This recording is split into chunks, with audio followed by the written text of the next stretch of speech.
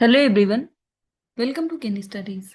आज है 23 फरवरी और आज के करंट अफेयर सेशन में हम 2 दिनों के करंट अफेयर्स के क्वेश्चंस को कवर करेंगे। आज के सेशन में जो टॉपिक्स हैं वो हैं Shanghai cooperation organisation, then international atomic energy agency के बारे में देखेंगे, हाल ही में चर्चा में रहा कनलॉन वोल्केनो के बारे में देखेंगे, इसके साथ ही स्ट्रेट ऑफ जिब्राल्टर के बारे में देखेंगे। Then AI for energy mission, ये हाल ही में लॉन्च किया गया है और काफी चर्चा में रहा है, हम इसके बारे में देखेंगे। साथ ही हम देखेंगे national bio bank for lysosomal storage disorders के बारे में। देन यूएल पिन सिस्टम के बारे में देखेंगे। इसको unique land parcel identification number के नाम से जानते हैं, साथ ही इसको भू आधार के नाम से भी जाना जाता है। देन हम देखेंगे national commission for scheduled tribes के बारे में। वाइब्रेंट विलेज प्रोग्राम का जो सेकेंड फेज है वो हाल ही में लॉन्च किया गया है, हम इसके बारे में देखेंगे। इसके साथ ही हम देखेंगे भारत जीआई के बारे में और लास्ट में हम देखेंगे हाल ही में चर्चा में रही सुआव रिवर के बारे में। तो शुरू करते हैं आज का सेशन। ये रहा आज का फर्स्ट क्वेश्चन।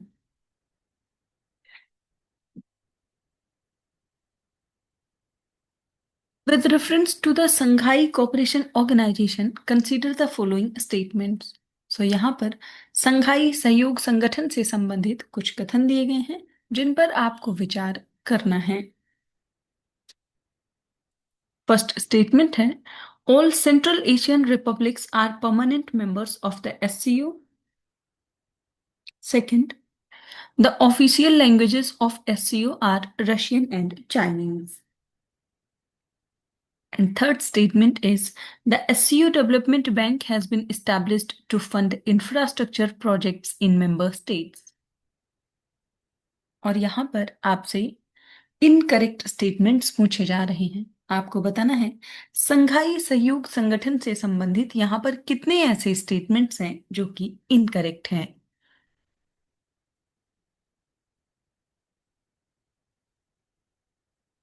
और इस क्वेश्चन में आपका करेक्ट ऑप्शन हो जाएगा ऑप्शन बी। यहाँ पर दो स्टेटमेंट्स इनकरेक्ट हैं, वो है फर्स्ट और थर्ड, जबकि सेकंड स्टेटमेंट जो है वो करेक्ट है। फर्स्ट स्टेटमेंट इनकरेक्ट है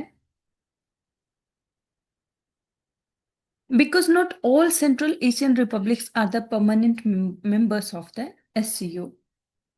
इसके साथ ही अगर हम SCO डेवलपमेंट बैंक की बात करें तो इसका प्रपोज किया गया है, इस पर डिस्कशन तो काफी सालों से चल रहा है पर अभी इसको स्टैब्लिश नहीं किया गया है।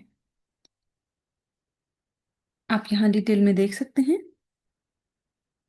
the official working languages of the SCO या Shanghai cooperation organisation are Russian and Chinese. All official documents and proceedings of the organization are conducted in these two languages. And not all Central Asian republics are permanent members of the SCO, while Kazakhstan, Kyrgyzstan, Tajikistan, and Uzbekistan are the permanent members. Turkmenistan is not a member of SCO. It has foreign policy of permanent neutrality, which has been recognized by the United Nations, and it generally refrains from joining political or military blocs. The establishment of an SCO development bank is a proposal that has been under discussion for several years, primarily to facilitate financial cooperation and fund joint projects.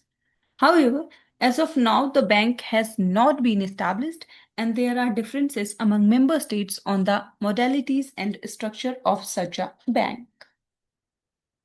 इसके साथ ही SCO की बात करें तो 2026 में जो SCO की chairmanship है वो है किर्गिस्तान के पास।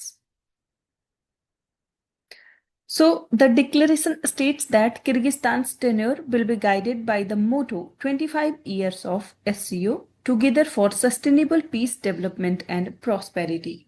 तो आप ध्यान रखेंगे इस वर्ष SCO की जो समिट है उसका आयोजन किया जाएगा किर्गिस्तान में। SCO के बारे में बात करें तो ये एक permanent regional inter governmental body है जिसको ऑफिशियली फाउंड किया गया था 15 जून 2001 को इन संघाई, China. And it was created by the Kazakhstan, China, Kyrgyzstan, Russia, and Tajikistan. And also Uzbekistan. इसके साथ ही समय के साथ इसका इवोल्यूशन होता गया, तो 2017 में इसमें इंडिया और पाकिस्तान शामिल हुई। इसके साथ ही Iran in 2023, Belarus in 2024।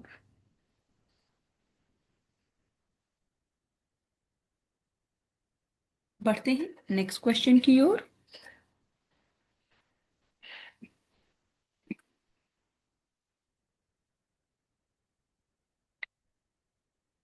Consider the following statements regarding international atomic energy agency.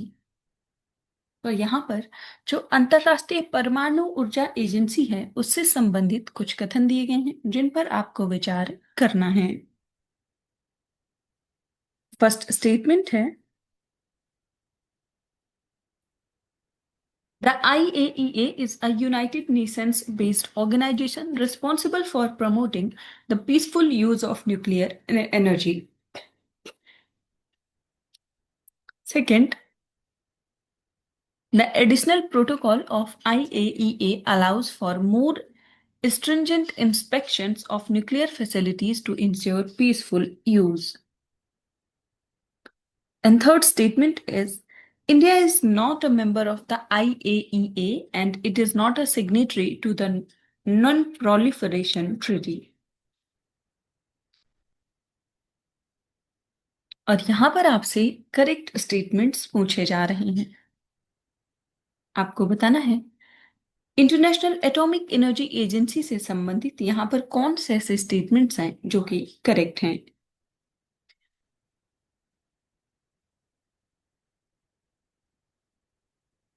और इस क्वेश्चन में आपका करेक्ट ऑप्शन हो जाएगा ऑप्शन ए।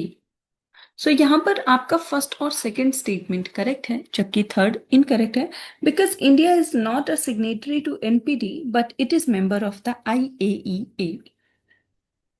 आप यहाँ डिटेल में देख सकते हैं।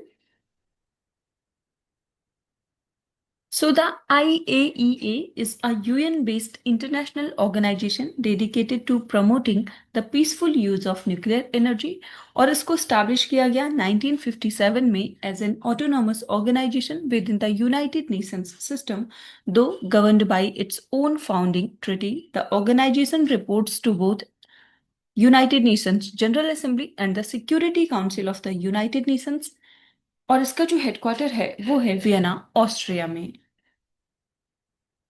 The additional protocol allows the IAEA to conduct more intrusive inspections to ensure that nuclear materials are used for peaceful purposes. So, India की बात करें तो इंडिया एनपीटी का सिग्नेटरी नहीं है but it is member of the IAEA and works with organisation under its safeguard agreements. So आपने देखा कि इंटरनेशनल एटॉमिक एनर्जी जो है एजेंसी, इसको स्टैब्लिश किया गया 1957 में और इसका पर्पस है प्रमोट करना peaceful nuclear energy use and prevent nuclear weapons development.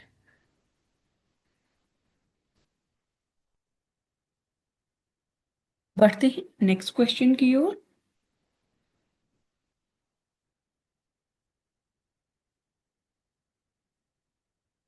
Kunlun volcano that was recently seen in the news is located in which country? यहां पर आपसे पूछा जा रहा है हाल ही में खबरों में दिखाई देने वाला जो कनलौन ज्वालामुखी है वो किस देश में स्थित है। आपके ऑप्शंस हैं इंडोनेशिया, जापान, चाइना या फिर फिलीपींस।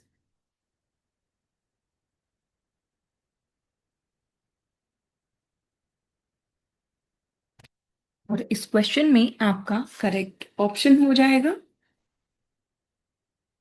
Option B. सो ये स्थित है फिलीपींस में।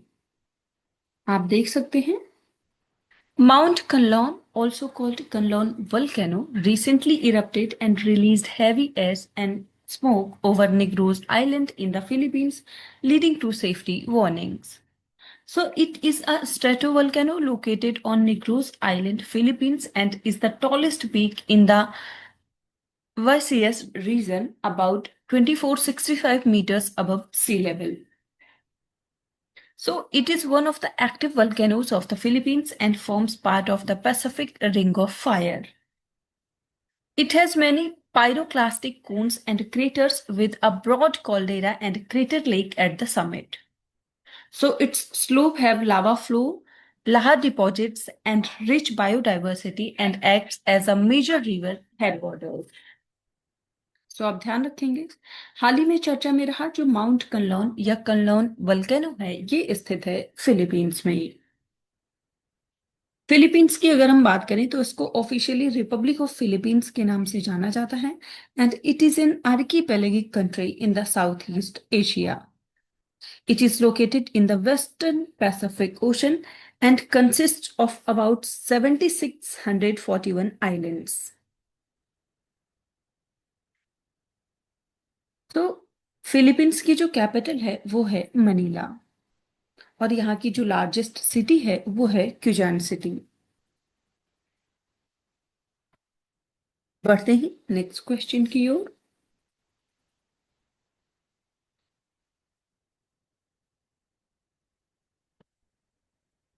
The Strait of Gibraltar that was recently seen in the news separates which two continents? यहाँ पर आपसे पूछा जा रहा है कि हाल ही में खबरों में दिखाई देने वाला जो जिब्राल्टर जलडमरू है वो किन दो महाद्वीपों को अलग करता है? आपके ऑप्शन है Europe and Africa, Europe and Asia, Asia and Australia या फिर अफ्रीका एंड एशिया। तो बताना है हाल ही में चर्चा में रहा जो स्ट्रेट ऑफ जिब्राल्टर है वो किन दो महाद्वीपों को अलग करता है?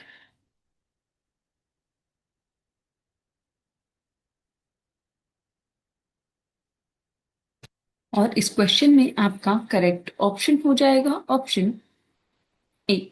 सो ये अलग करता है यूरोप और अफ्रीका को।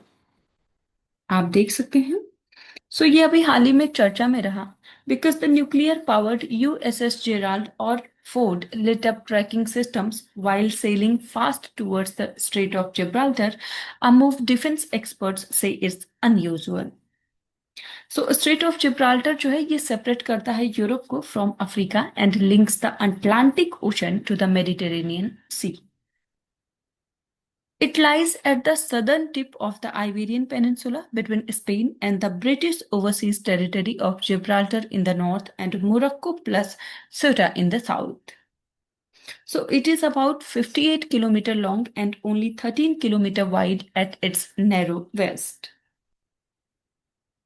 Its eastern end features the Pillars of Heracles, including the Rock of Gibraltar and Mount Haco. Formed by tectonic plate movement, it is a vital and busy global waterways. सो आप ध्यान रखेंगे ये जो straight of Gibraltar है ये located है at the southern tip of the Iberian Peninsula. Bordering countries की बात करें तो it is bordered by Spain and the British overseas territory of Gibraltar and also Morocco. बढ़ते हैं नेक्स्ट क्वेश्चन की ओर।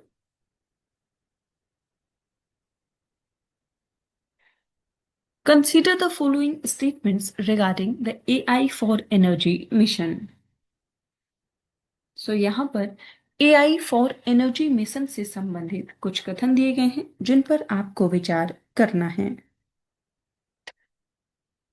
फर्स्ट स्टेटमेंट है it is a joint initiative of the international solar alliance and the international energy agency. Second statement है the mission uses GIS based geospatial mapping to optimize energy infrastructure planning in rural and urban areas. And third statement is a key objective is to transform traditional power grids into smart bidirectional systems capable of absorbing renewable energy. और यहाँ पर आपसे correct statements पूछे जा रहे हैं। आपको बताना है एआई फॉर एनर्जी मिशन से संबंधित यहाँ पर कितने ऐसे स्टेटमेंट्स हैं जो कि करेक्ट हैं।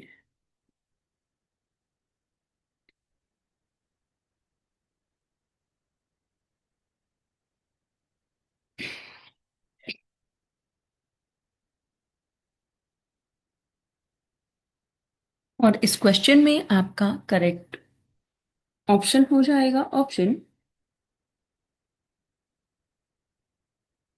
बी। सो यहाँ पर दो ही स्टेटमेंट करेक्ट है, वो है सेकंड और थर्ड। फर्स्ट स्टेटमेंट यहाँ पर इनकरेक्ट है, क्योंकि ये जो मिशन है ये इंटरनेशनल सोलर अलायंस का मिशन है। इसके साथ ही जो इसमें और पार्टनरशिप है वो है ministry of electronics information technology and REC limited के मध्य। इसमें इंटरनेशनल एनर्जी एजेंसी शामिल नहीं है, ये आप ध्यान रखेंगे। आप यहाँ डिटेल में देख सकते हैं। International Solar Alliance is the primary body, and the mission is launched in partnership with India's Ministry of Power, Ministry of Electronics and Information Technology, and REC Limited, not International Energy Agency. So it specifically leverages the India energy stake as a model, and the mission utilizes geospatial mapping to provide asset level visibility. So this allows for data driven planning, showing exactly where infrastructure is needed and how renewable sources can be best integrated into the existing landscape. So traditional grids are one way. To handle high level of solar and wind grids must become bidirectional, allowing prosumers to feed electricity back into the grid. And AI is essential for managing this complexity and ensuring grid stability during peak demand. So, this mission aims to help member countries, many of which are developing nations, to leapfrog over the hurdles of legacy infrastructure by using digital twins and decentralized power systems, making clean energy financially and technically viable. सो आप ध्यान रखेंगे, हाल ही में चर्चा में रहा ये जो mission है इसको लॉन्च किया गया है इंटरनेशनल सोलर अलायंस के द्वारा। साथ ही जो पार्टनरशिप है वो है ministry of power, ministry of electronics and information technology और आरईसी लिमिटेड के मध्य। इंटरनेशनल सोलर अलायंस की अगर हम बात करें तो ये एक इंटर गवर्नमेंटल ऑर्गेनाइजेशन है जिसको लॉन्च किया गया था 2015 में by the prime minister of India and the president of France at the United Nations climate change conference, जिसका आयोजन किया गया था पेरिस में। सो आईएसए एक action oriented member driven collaborative platform है for increased deployment of solar energy technologies.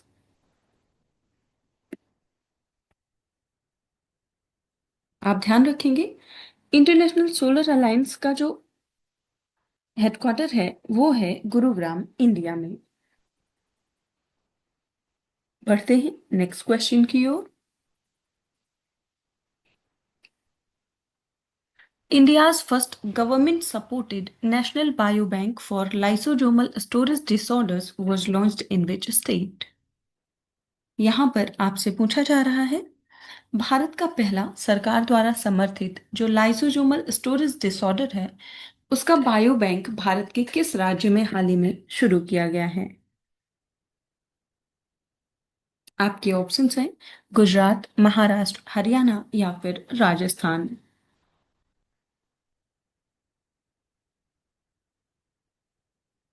और इस क्वेश्चन में आपका करेक्ट ऑप्शन हो जाएगा ऑप्शन ए। सो ये जो इंडिया का पहला government supported national bio bank है फॉर लाइसोसोमल स्टोरेज डिसऑर्डर्स, इसको लॉन्च किया गया है गुजरात में। आप देख सकते हैं India's first government supported biobank for lysosomal storage disorder was launched in February 2026 at the Foundation of Research in Genetics and Endocrinology in Ahmedabad, Gujarat. So it is funded by the Department of Biotechnology, and this facility stores biological samples and data from 530 patients across 15 states to advance research, develop affordable diagnostic tools, and improve treatment for rare metabolic disorders. बढ़ते हैं next question की ओर।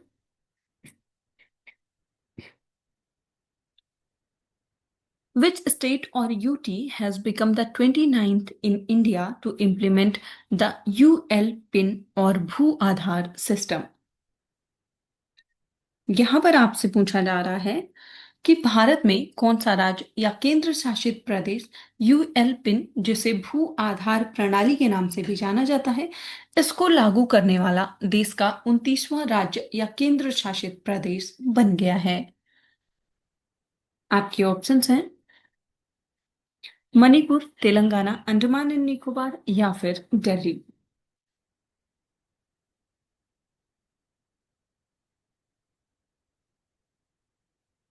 और इस question में आपका correct option हो जाएगा option D. सो ऐसा करने वाला जो यूटी है वो है Delhi.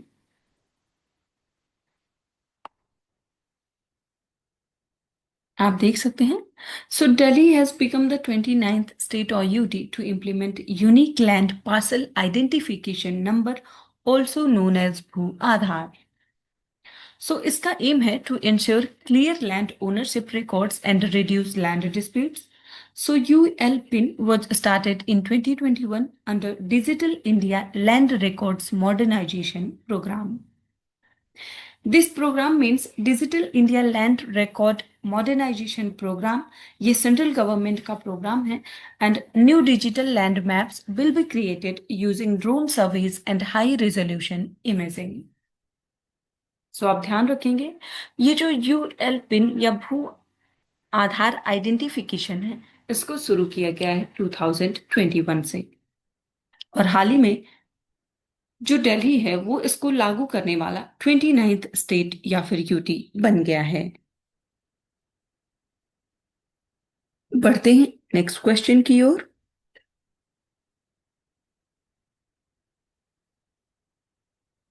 Consider the following statements regarding national commission for scheduled tribes.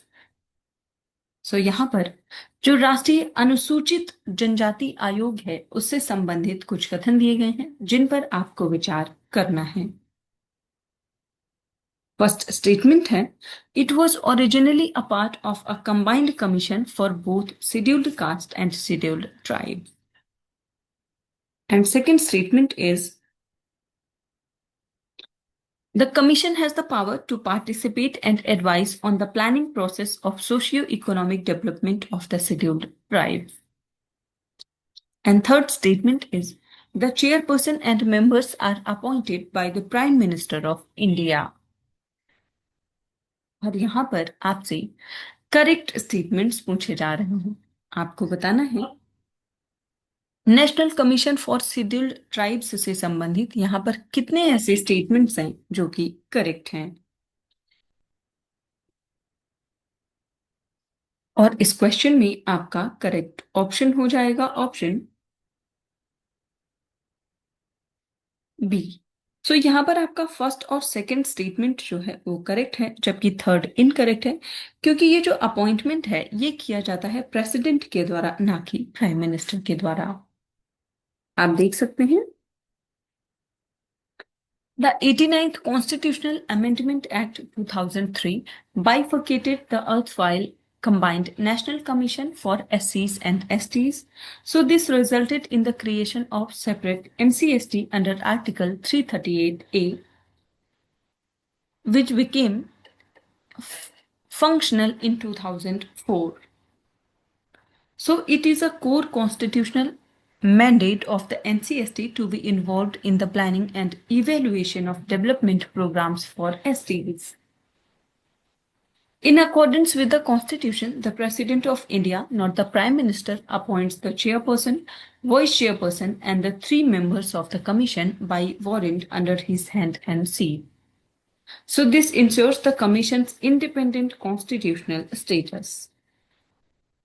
आपने देखा कि जो नेशनल कमीशन फॉर एसटीज है इसका जिक्र किया गया है आर्टिकल 338A में।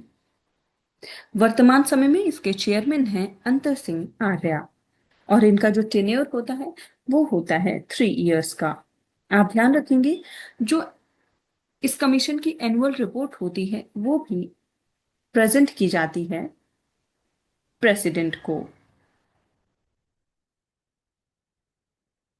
बढ़ते हैं नेक्स्ट क्वेश्चन की ओर।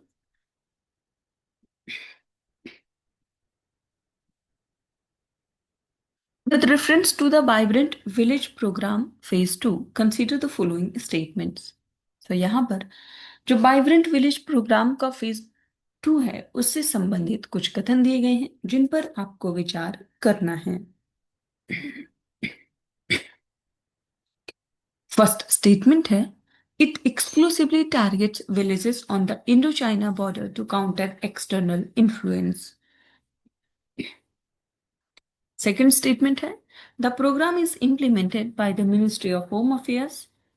And third, it aims to integrate border population as active stakeholders in national security. और यहाँ पर आपसे करेक्ट स्टेटमेंट्स पूछी जा रही है। आपको बताना है हाल ही में चर्चा में रहा जो वाइब्रेंट विलेज प्रोग्राम का फेज 2 है उससे संबंधित यहाँ पर कौन से ऐसे स्टेटमेंट्स हैं जो कि करेक्ट हैं।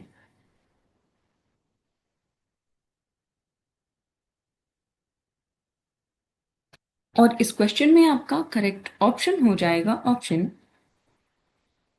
सी।